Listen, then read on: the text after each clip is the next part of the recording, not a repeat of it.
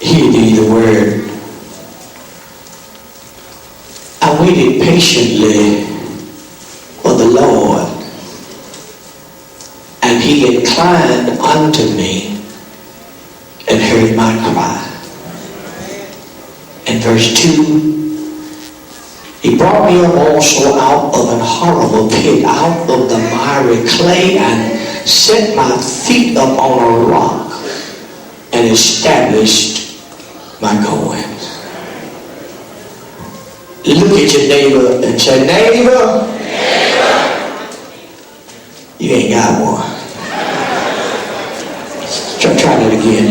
Neighbor, I need to get out of this hole.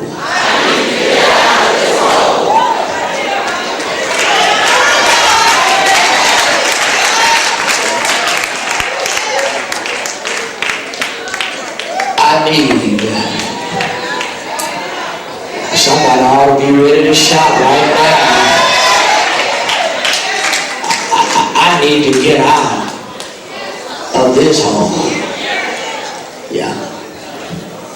I need to get out of this hole. I need to recognize a couple of people before I go any further. I'm glad to see my good friend and my armor bearer, Brother Freddie Jenkins, back there.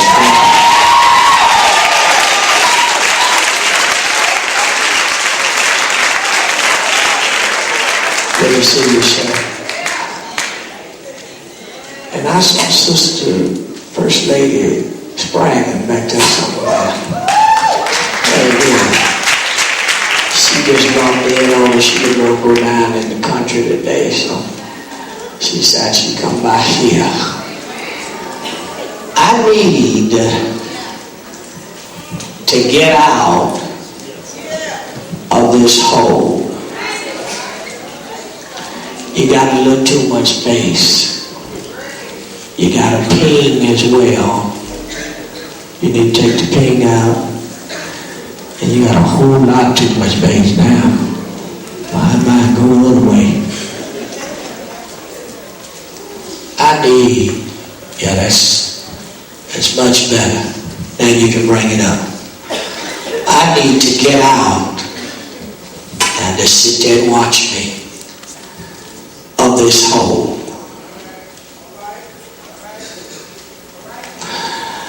Beloved, the rescue of the men trapped in the mine in Chile has been declared as one of the greatest acts of heroism in this century. The story topped the news and is still being celebrated around the world.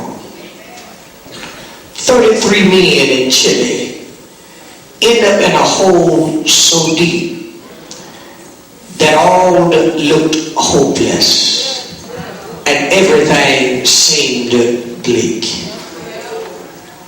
until someone came up with a mechanical paradigm that could reach low enough to reach them, strong enough to lift them, and powerful enough to carry them out. Y'all ain't praying with me. And as I sat glued to the tube in utter amazement at how these men were pulled to safety, the Lord showed up and reminded me that He owns the patent to getting people out of holes that they get themselves into. You see, at best, human necessity, which demands divine sufficiency, exists because we keep getting ourselves into holes. Think about it for a moment. Nixon had a great presidency, but ended up in a hole with Watergate. Clinton was an extraordinary leader, but fell into a hole with Monica Lewinsky. The Reverend Robert Schuller is one of the greatest evangelical leaders of our day, but has made his way to a financial hole by filing for bankruptcy. The Reverend Jesse Jackson is a great man, but fell into a hole by having a baby out of wedlock. Y'all ain't gonna pray with me. And then there's the Bishop Eddie Long. Yeah, Eddie Long. No matter whether he's guilty or innocent, has made his way to a immoral mud hole with horrid allegations now staring him in the face. I don't have to go that far because we have one of our own that fell into a hole. Is anybody gonna pray with me?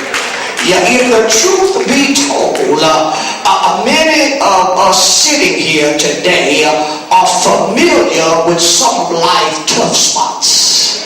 Yeah, there are some of you that know what it's like to find yourself in the relational hole of divorce, the financial ditch of economic despair, the spiritual pit of unforgiveness, and the physical mind of an illness that just will not leave you alone. David in the text find himself in a hole. This was indeed a sad situation. He has fallen to the lowest point in his life. He's in a pit, a hole, not only physically, but he's in a hole spiritually. He's full of guilt, and he has sunk into corruption. He is besmeared. That is, he's not only in a hole, but he's stuck in the mud. And now he is filthy, dirty, and nasty. Ain't nobody gonna help you, Robert. He does not resemble the king he was anointed by the prophet to be when he was 14. His appearance is not what it should be and ought to be for a person of his status. David is now an outcast in a pit without communion with God and with those whom he loved. His sins and his behaviors have separated him from God's favor and from God's protection. He's in a miserable state. David is in great danger. He has no means of escape, and by all accounts, his situation is hopeless. Listen here, beloved. If you are not careful, your habits, your sins, your addictions, your behaviors, your appetites, your unsavory disposition, your envy, your jealousy, your insecurities, your dishonesty, and your faulty perceptions on life will cause you to be stuck in a hole with no way out. But here's the shout of the day. No matter how deep your ditch may be, there is a God that can help you get out of it. No matter how low you may have sunk, there is a God that can get you out of it. No matter how much mud you're trapped in, there is a God that can get you out of it. You see, if God got David out of his predicament, he can do the same for you. But here's the question for us to conceptualize with our spiritual gigabytes of memory. What must we do to get out of a hole? Well, first of all, you must persevere with your petitions. You'll get that one on your way home. You must persevere with your petitions. As distressing as the condition of David was, we must take note as to how he acted while he was in the hole. Help me somebody. You got to take note how David acted. Because see, some of us don't act right when we're in a home. Yeah. You got to take notice of how David acted while he was in the home. The text says that he cried. That is, he prayed. Listen, help me. The text says he cried.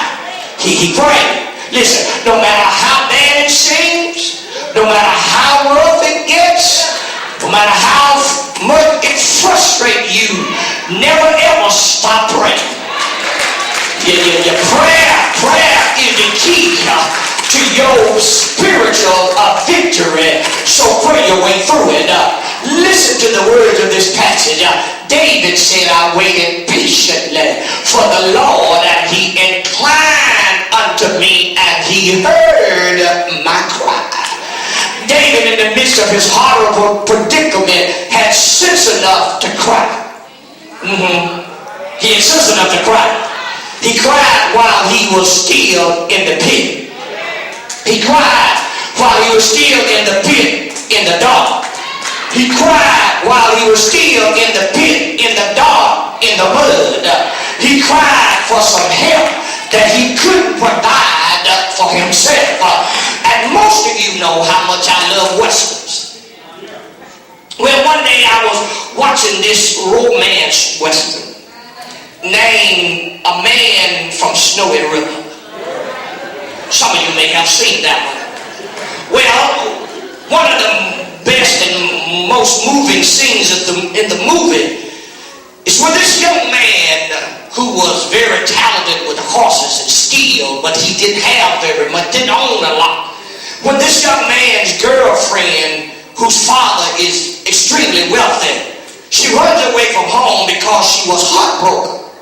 After her daddy told her she couldn't see the young man she loved